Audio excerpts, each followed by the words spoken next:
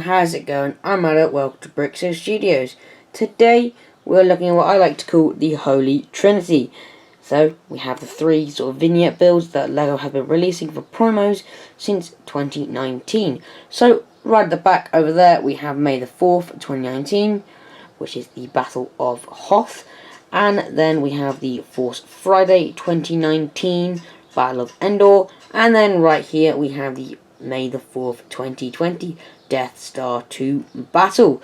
So we're going to be looking at these, looking at the differences, seeing which is the, well, most of this video see which one is best, in my opinion. You guys, if at the end, you can leave your opinions down in the comments, but I'm going to do my verdict of what I think is the best one. Before we do get into the video, if you can hear some work outside, like lawnmower, some massive saws, massive annoying noises, and then there is people outside my window in the garden, gardens around my neighbours, doing work today. So apologies if that happened, but I do want to get this out, so I gotta record it. Anyways, let's take a look at our first one, Hoth. So Hoth, being the first out of these sort of vignette builds, had sort of a mixed reaction when it was revealed. So people were still quite annoyed that we weren't getting minifigures, but sort of relieved that we were getting a bigger build instead of the little crappy R2-D2 and BB-8 builds. But then again, this is a very nice set. It includes 195 pieces and was set number 40333. It depicts the scene of two snowspeeders, so a grey one here and an orange one here, taking down an AT-80. Now it looks a bit odd with the snowspeeders in the position with the AT-80 because the head doesn't really move. Like, it can move sideways, but it can't move down, sort of thing. It does look a bit odd. They might be going around for the tow cable to take the legs down, which would be quite cool. And you can probably do that scene because you can manipulate the legs of the AT-80. It's only connected here, and the legs are posable here and here and here, so 3 points of articulation, which is quite good. But the legs do look a bit strange. They look a bit long, in my opinion. I don't know, it's just something about them that looks a bit odd. It might be just a little nitpick of mine, but it's just a bit odd in it. Yeah. The snowspeeders do look quite cool. They are pretty simple. Nothing too special. I do like the way they included two instead of just the one. That's quite nice. Also, I do like the way they do these builds of the sort of lumps. I think they're quite interesting. Always cool. And again, to note, all these sets are snot techniques, so they're very impressive. So you've obviously got the flats here, and then you've got the side that's sort of exposed, not flat, which is quite cool. It's always fun to build these, the snot technique. The shield generators are included, and LEGO got this right this time. Instead of the UCS Hoth, 4 generators instead of 3, like in UCS Hoth. So that's always good to see. So yeah, it's wholesomely a very nice one of the nicest vignette builds. It is the smallest out of the 3, I will say, but it does a really good job, and it did a really good job as well as being the first of these vignette builds. I think it was really, really good, and I love these. I mean, as much as I love the minifigures, I actually prefer these, and that's quite an unpopular opinion, but I do prefer these builds because it's 195 pieces for when you spend £75.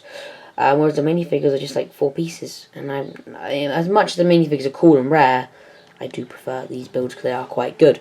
Anyways, enough about my rambling, on to Endor. So Endor was the second of these sort of vignette builds, and it was quite cool to see a larger set on Force Friday, because I believe in the previous years we'd gotten sort of just random polybags, mini builds, like I believe it was an ATM6 or something a few years ago. So it was quite cool to see quite a large set. Larger, as it has 197 pieces in it for a Force Friday promo. This is set number 40362. It is a very nice build. I do like the way they did Endor. It's quite cool how they're doing episode 5, episode 6. I am surprised, however, that they didn't do episode 4 first. They don't go 4, 5, 6. So they would do Hoth in this place and something for episode 4 instead of Hoth. But I am happy with the Return of the Jedi. It is quite cool. The trees are quite interesting builds. They just use stack on top of these plant pieces. Very awesome. These sort of the more bushier ones are used in the plants, and I'm not the biggest fan of those because really they're really spiky for some reason. I don't know, they just pop out. The Endor is quite a dense forest, and I know they couldn't have been able to manage that, but they are quite a bit sparse if you think there's a massive gap. Yeah, it's just not my favourite technique of this set. Again, as I said, it uses the snot technique and has these cool sort of humps. I do like those. They are quite interesting. Now, when it comes to the builds, our AT-STs are awesome. We get 2 included, and we can pose them quite a lot. So you can move the legs. They are connected by 1 stud, so you can move the other leg, which is quite cool to have it in a walking position. That's quite awesome. When it comes to the bunker, it's quite a simple build. Nothing too special there. And then we get to the sort of Stormtrooper area, which are these guys, obviously, and then we get Han and Chewie on the bunker. Now, I believe in that scene there is R2-D2 and Princess Leia, I believe. So I'm surprised they did not include those, but I suppose it would have been a space issue. So I do sort of agree with they just put Han and Chewie because, yeah. But yeah, the Stormtroopers are quite well built. Same with Han and Chewie. It's pretty simple, just 2 studs put on top of each other. Nothing, you can't really do anything about that. You can't build like a microfig. Even microfigs are too small, probably. Too big to match the scale with the AT-STs, which, yeah, they probably are too big, but, I mean, Lego can't really downsize that fig anymore, otherwise it'll be too minuscule, so it is good to go with studs. Anyways, rambling on again, so I rambled on about something on the Hoth. Now, wonder what's going to happen on the Death Star 2 battle. So, being May the 4th with this one, people were disappointed again, we weren't getting a minifigure, but still it's a vignette build, and it's sort of a bit better than getting those crappy droid builds and stuff. Now, this is the most hated one out of the 3, and I do kind of agree.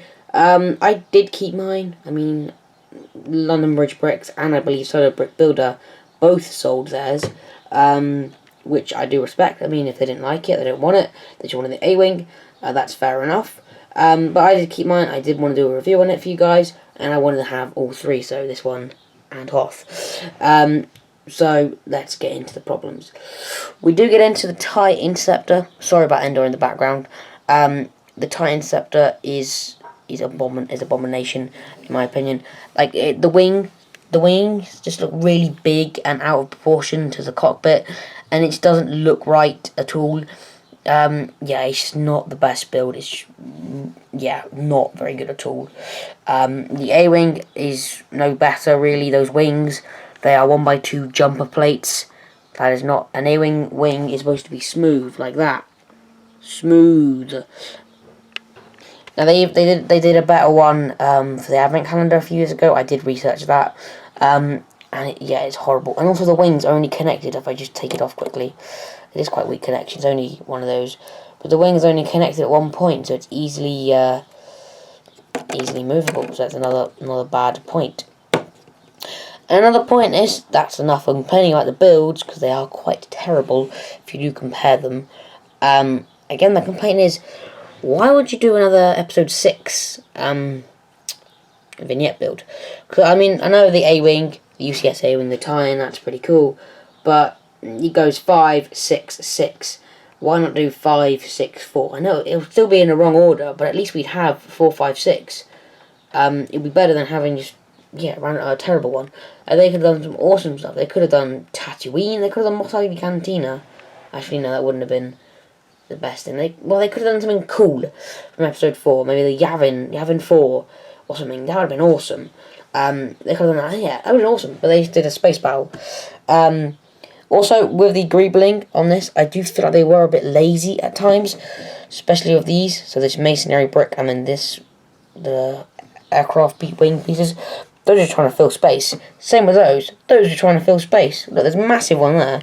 There's more of that masonry brick there. That's just filling space. And there's also gaps. I mean, there's not the biggest gap. There's holes there, just gaps. And also, I know it's under construction, but still, that's a bit lazy sometimes.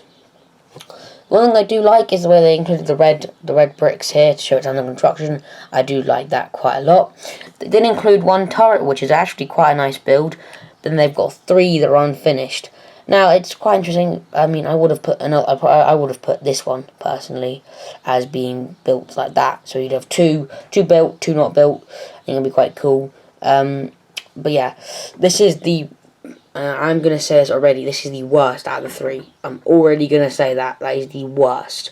Because I do not like it.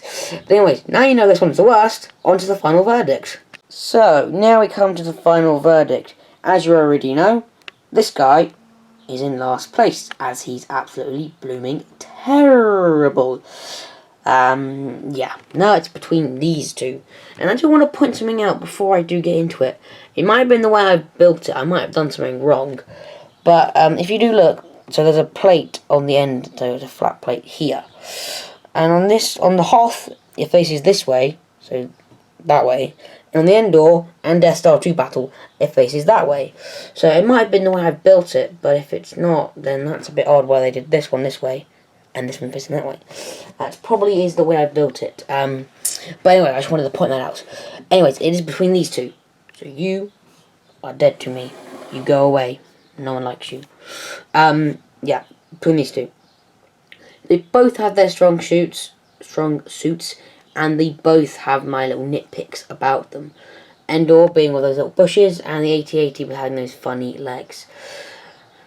With it, I'm pretty indecisive quite a lot of time. I decide things quite easily. There's normally a clear winner, but with this, I'm honestly stuck because I do love the Hearth as it's awesome, and I love the Endor as it's awesome as well.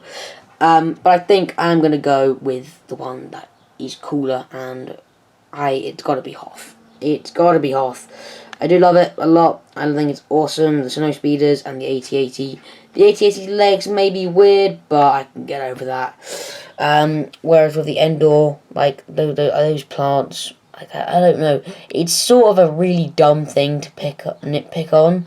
But I do prefer the Hoth scene. I do prefer the beginning of Empire on Hoth, on the AT-ATs. I do prefer that scene overall than the Endor in Return of the Jedi. That's why I'm going with Hoth partially. But Endor is still a great set, and it comes in a very, very, very close second.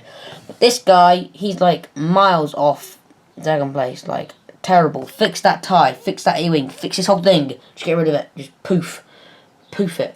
Actually, I might drop test it. I'm going to drop test it. That is a smart idea. I'm going to do that. Right, give me a second. Right, I'll come back to you guys when I'm ready to do the drop test. So I've got the set ready to drop a test. I've got the second camera angle down there. You guys are going to be looking at it down like this. So, let's drop test it.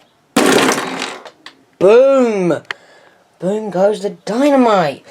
One part here, turret still intact. The main part of the build with bits crumbling off of it. It's lovely. A-wing, turret, another part of the build. Yeah, not much on the floor, but I believe a little part might. Yeah, there was some part down there, I do believe. Yeah, stuff on there. Anyways, that was quite a successful drop test, if I do say so myself. Now, you can look at the second camera angle.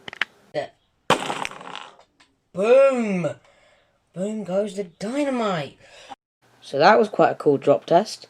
Actually, my first drop test, if you've been around the channel for since the beginning. So it was quite interesting to do it. It was kind of like a spur of the moment thing to do, because it came to my mind literally whilst I was recording the video, and I thought, yeah, may as well do it. It might be quite fun to do, and it would look quite cool. And I was right. It was quite fun to do. Drop tests are fun. I do have one thing. It did mark my table a few times. So a few chunks was taken out of it, but that's fine. It's not the biggest thing. The only reason why I haven't got footage of like the sets right now is mostly because I deleted the original ending for this video. So that's why you're seeing this. It should be just a picture of my logo or something. I don't know, all the sets. But yeah, I'm sorry about that. I am pretty dumb when I do delete stuff, because I literally had no space on my hard drive, so I had to do that. But yeah, anyways, quite a fun video to film. Hope you guys enjoyed it. See you guys in the next one. Peace.